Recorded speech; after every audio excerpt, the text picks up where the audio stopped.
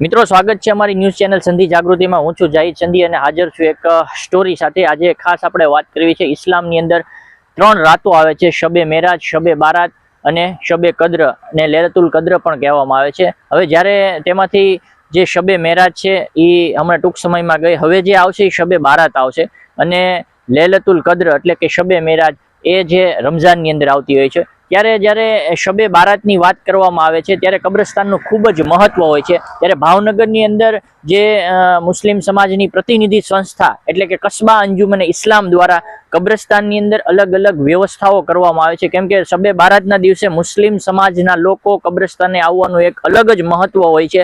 એ જે મહત્વ છે એ હું તમને અલગ સમજાવીશ, પણ હાલ જે ભાવનગરની જે પ્રતિનિધિ સંસ્થા છે કસ્બા અંજુમને ઇસ્લામ દ્વારા હાલમાં જે ટૂંક સમયની અંદર જે શબે બારાત આવવાની છે ત્યારે શું શું જે વ્યવસ્થા કબ્રસ્તાનની અંદર કરવામાં આવે છે અને અગાઉથી કરવામાં આવે છે, ત્યારે આપણી સાથે જે કસ્બા અંજુમને ઇસ્લામના પ્રમુખ જે મહેબૂબભાઈ શેખ ઉર્ફે ટીનાભાઈ, એમની સાથે થોડીક વાત કરીશું કે શું શું જેને કહેવાય કે આવનાર સમય માટે તેમણે વ્યવસ્થા કરેલી છે। ટીનાભાઈ, સ્વાગત છે અમારી ન્યૂઝ ચેનલની અંદર। હવે આપણે વાત કરીએ કે આવનાર સમયમાં જે શબે બારાત આવે છે ત્યારે અગાઉથી જે તમારી ટીમ હોય છે કસ્બા અંજુમને ઇસ્લામના જે લોકો હોય છે, એમના હોદ્દેદારો, કારોબારી હોય છે, એમના દ્વારા કબ્રસ્તાનની અંદર અલગ અલગ પ્રકારની સુવિધાઓ ઊભી કરવામાં આવે છે। કેવી કેવી પ્રકારની સુવિધાઓ અને કોના દ્વારા કરવામાં આવે છે? અસ્સલામ વાલેકુમ। આ જે નદી કબ્રસ્તાનની અંદર આપણે ઊભા છીએ, આ કસ્બા અંજુમને ઇસ્લામ સંચાલિત નદી કબ્રસ્તાન છે। આની અંદર શબે મેરાજ, શબે બરાતની જે રાત આવતી હોય છે એમના લગભગ 2 મહિના અગાઉથી અમારે આ રાતની તૈયારી કરવાની હોય છે। આની અંદર અમે એક કાયમી માટે એક ટીમ બનાવેલી છે, જે ટીમ આખી આની અંદર નામ લખેલા છે। એમાં હનીફ મોટાભાઈ છે, આ ટીમના મેઇન સંચાલક છે અને આની અંદર છેલ્લા 2 મહિનાથી કાર્યરત છે અને તમામ લોકોને સાથે લઈ અને બીજા એની આખી કમિટીને સાથે લઈ અને આ સફાઈ ઝુંબેશનું કામ એ પોતે ઉપાડે છે। તો આખી માહિતી તમને હનીફ મોટાભાઈ આપશે। હનીફભાઈ, આપનું સ્વાગત છે અમારી ચેનલમાં। હવે આપણે જે આખા આ કબ્રસ્તાન છે, એક આપણું નદી કબ્રસ્તાન છે અને એક છે પેલું કંસારા કબ્રસ્તાન, તો હાલમાં આપણે આવનાર શબે બારાતને લઈને કઈ રીતની તૈયારીઓ જે નદી કબ્રસ્તાન ખાતે તમારી ટીમ દ્વારા અને કેટલા સમય પહેલા આ બધું કરવામાં આવતું હોય છે? આ લગભગ છેલ્લા 4 મહિનાથી સફાઈનું કામ ચાલુ છે ને સફાઈમાં જે સ્વયંસેવકો છે એ પોતે આવીને કરે છે, પણ અમારી પાસે કસ્બા એમને ઓથોરિટી આપી છે એટલે અમારી પાસે 7 થી 8 અમે માણસો રાખ્યા છે ને તેમાં 4-5 બૈરા છે, અમે જોઈ શકો છો ને બાકી જેન્ટ્સ છે એ બધા અહીંયા સફાઈ કરાવે। 4 મહિનાથી હું સફાઈ કરાવું છું।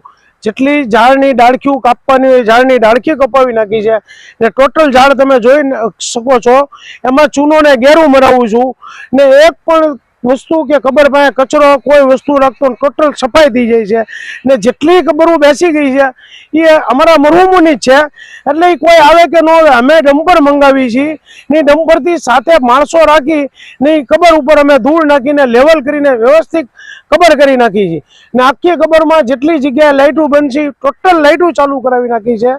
ટોટલ જગ્યાએ અમારે કબરને ચૂનો થઈ ગયો છે, એ નાનુભાઈ મરચાવાળા સંરક્ષિત એની રીતે કરાવે છે, પણ અમે ઝાડને કરાવી છીએ ચૂનો ને ગેરું મરાવી છીએ ને ભાવ જેટલી કબરું છે ને એ બધાને ચૂનો લાગી જાય ને ટોટલ જગ્યાએ સફાઈ થઈ જાય।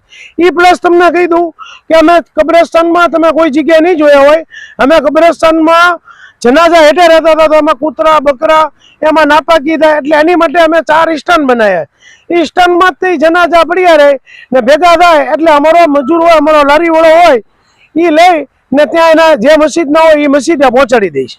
અને આ જે કામગીરી હોય છે એ શબે બારાત પહેલા કેટલા સમય પહેલા આ બધું સ્ટાર્ટ કરવામાં આવે છે? ત્યારે શબે બારાતની અંદર તમે જે મુસ્લિમ સમાજ આવતું હોય છે કબ્રસ્તાને રાત્રે, એ બધું આવી શકે ત્યારે આ બધું જે કામકાજ છે તમે ક્યારનું સ્ટાર્ટ કરેલું હોય છે? આ છે ને 12 મહિના કામ ચાલુ હોય છે ને ખાસ 12 મહિના અમારું સફાઈનું કામ તો ચાલુ જ હોય નાનું મોટું, પણ ખાસ પ્રમુખના કહેવાથી અમારે ટીનાભાઈ એમ કે તમે શબે બરાત આવે એટલે ફાસ કરી નાખો ને એક પણ ભૂલવાળું કામ ન રહે, એટલે છેલ્લા 3-4 મહિનાથી સતત માણસો રાખીને અમે કામ કરાવે। બાકી અમે સ્વૈચ્છિક કરતા હોઈએ છીએ, અમારા આરવાળા બધા છે માણસો એ અમારી કમિટી અમે હવની રીતે કરતા હોઈએ છીએ, પણ મોટી રાત આવવાના કારણે અમે માણસો રાખીને ખાસ કામ કરે। છેલ્લા 3 મહિનાથી માણસો રાખેલા છે, અમે 7 માણસો રાખ્યા છે। અમે આ ટીમની વાત કરવામાં આવે તો તમારી જે ટીમ છે કેટલા માણસોની હશે? એ અમારા લગભગ 9 માણસોની અમારી ટીમ છે। આ બોર્ડમાં લગાડી છે. ટોટલ માણસો ફ્રી ઓફમાં અહીંયા સેવા આપે છે અને ને 12 મહિના કરતા હોય છે કામ. અને સામેનું જે કબ્રસ્તાન છે એનું આપણે હેન્ડલિંગ કરતા હોઈએ છીએ કે એનું હેન્ડલિંગ ટીણાભાઈ કરે છે. ના નોખી કમિટી બનાવેલી હોય છે, ના નોખા પ્રતિનિધિઓને એને મેકેલા હોય છે. હવે હું ટીણાભાઈને આપું. એ જે તમે વાત કરો છો ને, એ ભાવનગર મહેમણ મોટી જમાત સાથે આપણે સંકલનથી કામ કરીએ છીએ, અને આપણે એવું લાગે તો કાલે એમની પણ મુલાકાત લઈ અને એમના બી પ્રમુખને બોલાવી અને આપણે એક કરીએ પ્રોગ્રામ ત્યાંનો બી. ટીનાભાઈ, હવે વાત કરીએ તો આ તમામ પ્રકારનો જે ખર્ચ કરવામાં આવે છે, તો આ બધા ખર્ચ જે કરવામાં આવતા હોય છે એનું ડોનેશન, એના પૈસા ક્યાંથી આવતા હોય છે? પૈસામાં એવું છે કે જે લોકો અહીંયા મરહુમો છે એમના હિસાલે સ્વાબ માટે મોટા ભાઈને જે કાંઈ નાની મોટી એમને રકમ આપતી હોય એ પણ આપે છે. મસ્જિદ અંદર આપણે જે ફાળો કરવામાં આવે છે દર જુમ્માના દિવસે, એની અંદર મસ્જિદ અને કબ્રસ્તાન બંનેનો ફાળો કરતા હોય છે. એની માટે દિન આપણે જોડી ફેરવવામાં આવે છે. ત્યાં પણ જે કાંઈ બેલેન્સ પડ્યું તો અહીંયા બી વાપરીએ, ત્યાં બી વાપરીએ. આ સિવાય 75,000 રૂપિયાની ગવર્મેન્ટ મ્યુનિસિપલ કોર્પોરેશનમાંથી એમને આની ગ્રાન્ટ આવે છે, તો એમાંથી પણ અમે ખર્ચો કરીએ છીએ.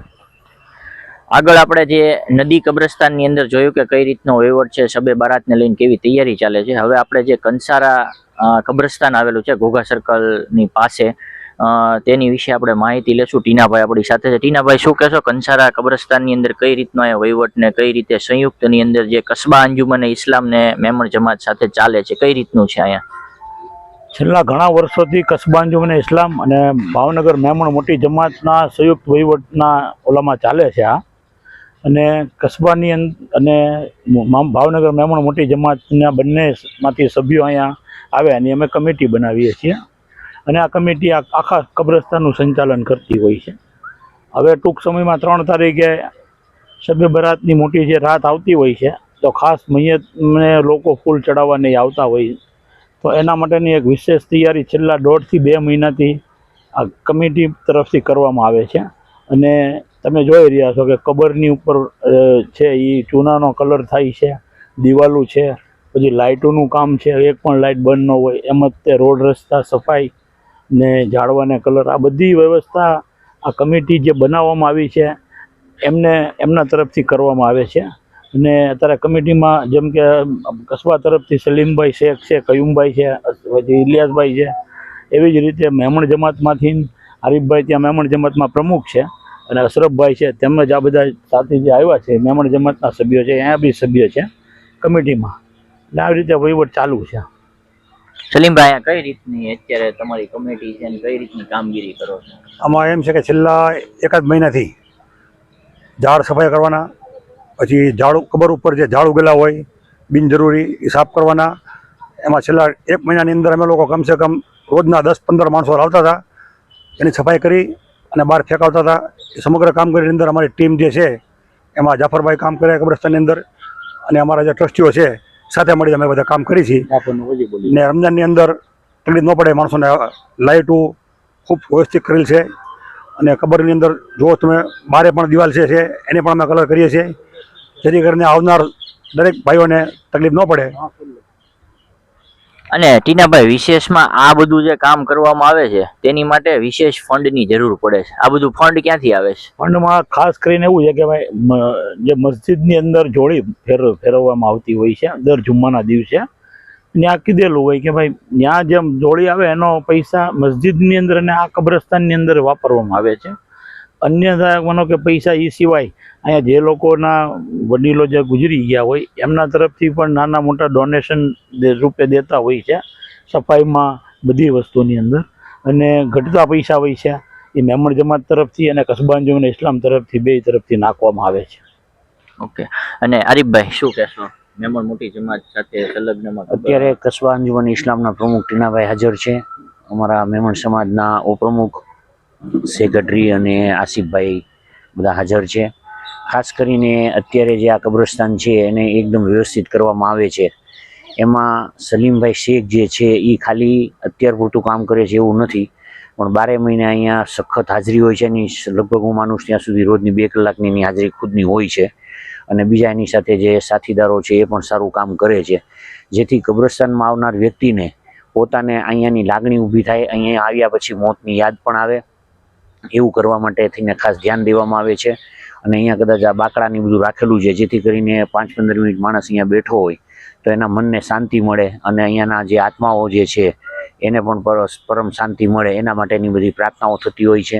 અને એનું ખાસ ધ્યાન રાખવામાં આવે છે. આવનારા દિવસોમાં જે મોટી રાત આવે છે, શબે બારાત, એમાં રાત્રે લોકો કબ્રસ્તાનમાં આવતા હોય છે, જેના કારણે રાત્રે લાઇટની ને એની વ્યવસ્થા કરવામાં આવે છે. ખાસ કરીને અત્યારે અહીંયા જે કબર ખોદવા માટે થઈને જાફરભાઈ જે અહીંયાના ચોકીદાર પણ છે, કબ્રસ્તાનનું ધ્યાન રાખે છે. એટલે જાફરભાઈ પણ ખૂબ સારી મહેનત કરે છે અને એની ટીમે સારી મહેનત કરે છે. અને કબર ખોદવું એ કાંઈ સહેલું કામ નથી, ઘણું અઘરું કામ હોય છે. કારણ કે જ્યારે પુરુષની કબર હોય છે તો એ કમર સુધીની કબર ખોદવી પડે છે, લેડીઝની હોય તો થોડી વધારે ઊંડી કરવી પડતી હોય છે. અને આ કબ્રસ્તાનની એક વિશેષતા એ પણ છે કે મહારાજા કૃષ્ણકુમારસિંહજીના ત્યાં એક મુબારક કરીને જે હતા એની કબર પણ અહીંયા આવેલી છે, જે આપની સામે જ છે. અને સૌથી ઊંચી કબર અત્યારે આખા કબ્રસ્તાનની અંદર હોય એ મુબારકની કબર છે, જે આપણે ગૌરવ લેવા જેવી બાબત છે. કારણ કે મહારાજા કૃષ્ણકુમારસિંહજીએ કાંધી દેવા માટે થઈને એક કાંધી છે એણે સખત એણે પોતે જ રાખેલી હતી અને એક હાથથી પોતે અહીંયા લઈને આવ્યા હતા. અને આ મુબારકની તકતી ઉપર પણ આ લખેલું છે, જેની આપ નોંધ લઈ શકો છો. ટીનાભાઈ, એક વાત આપણે બીજી કરીએ કે આ કબ્રસ્તાન અને નદી કબ્રસ્તાન બેમાં ફરક શું છે નાના મોટામાં? ઘણા લોકો એટલે એવું છે કે આ કબ્રસ્તાન છે ને 17 વીઘાનું છે અને ઓલું છે ને એ લગભગ 35-36 વીઘાનું કબ્રસ્તાન છે. અને અહીંયા વિશેષતા એ છે કે મરનાર જે મોટી રાતના દિવસે આવશે ને એ પહેલા જે કબરો નવી બની હોય એની અંદર છે ને તૂટીને જમીન માટી અંદર વહી ગઈ હોય છે. તો લગભગ છે ને 5 કરતાં વધારે ગાડી અમે અહીંયા છે ને માટી નખાવી છે. જાફરભાઈ છે એમના છોકરા તરફથી છે ને મરનારના જે સગા આવે ને એ પહેલાં એની કબર અહીંયા કમ્પ્લીટ હોય છે. એવું અમે આયોજન અહીંયા કમિટી તરફથી કરવામાં આવે છે. અને ખાસ હજારો લોકો જોવે છે ભાવનગરના. શબે બારાતના દિવસે લોકોને કંઈક કહેવા માંગો છો તમે? નોંધ બધા લોકો કહેવા તો એટલું જ માંગીએ છીએ કે જે લોકો અહીંયા આવે શાંતિથી ફૂલ ચડાવે, ફાત્યો પડે અને જે કાંઈ એના ડસ્ટબિનની અંદર જબલા ને એની જે કચરો હોય ને એ પોતે ડસ્ટબિન સુધી પહોંચતું કરે એવી અમે અપીલ એને કરીએ છીએ. તો મિત્રો, આ તો બંને કબ્રસ્તાનના આપણા પાર્કિંગનું કેવું છે કંઈ? અને ખાસ કરીને કે ભાઈ પાર્કિંગ વ્યવસ્થા અત્યારે છે ને બહુ આપણી પાસે નથી, એટલે બને ત્યાં સુધી પાર્કિંગમાં ખાસ ધ્યાન રાખે. ગમે ત્યાં રસ્તા ઉપર, રોડ ઉપર ક્યાંય પોતાના વાહનો ન રાખે એની પણ અમે અપીલ કરીએ છીએ. સલીમભાઈ, વિશેષમાં હવે કાંઈ ખાસ અપીલ કરવી છે લોકોને, ભાવનગર વાસીઓને, મુસ્લિમ સમાજને? ભાવનગર વાસીઓને એટલું તમારે કહેવાનું છે કે જ્યારે આ પુલ ચડાવવા આવો તો ગાડીઓ પાર્ક એ રીતે કરો કે જેથી કરીને તકલીફ ન પડે કોઈને, રાહદારીઓને હેરાન ન થાય ને સુંદર વ્યવસ્થા આપણી દેખાય, સમાજનું સારું દેખાય એ દિશામાં મુસ્લિમ સમાજ કાર્ય કરે એ મારી અપેક્ષા છે અને અપીલ છે. તો મિત્રો, આ બંને કબ્રસ્તાનની તમને માહિતી આવી. આવનાર સમયમાં જે શબે બારાતનો તહેવાર મુસ્લિમ સમાજમાં મેં અગાઉ પણ કીધું કે 3 રાતનું ખૂબ મહત્વ હોય છે. તેમાંથી જે બીજી રાત છે શબે બારાત છે, તેને લઈને 2 કબ્રસ્તાનની અંદર ભાવનગરની પ્રતિનિધિ સંસ્થા કસ્બા અંજુમને ઇસ્લામ દ્વારા આવે બધા ઘણા બધા કામ કરવામાં આવે છે. અને જ્યારે બીજું કબ્રસ્તાન જે કંસારા કબ્રસ્તાન છે તેની અંદર કસ્બા અંજુમને ઇસ્લામ અને ભાવનગર મેમણ મોટી જમાત દ્વારા પણ આ કાર્ય કરવામાં આવે છે. ખાસ અમારા આ વિડીયોની અંદર, આ સ્ટોરીમાં, સમાચારમાં મજા આવી હોય તો લાઈક અને શેર કરવાનું ન ભૂલતા. ડેવિડભાઈ, શું મુસ્લિમ સમાજને તમે સંદેશો દેવા માંગશો?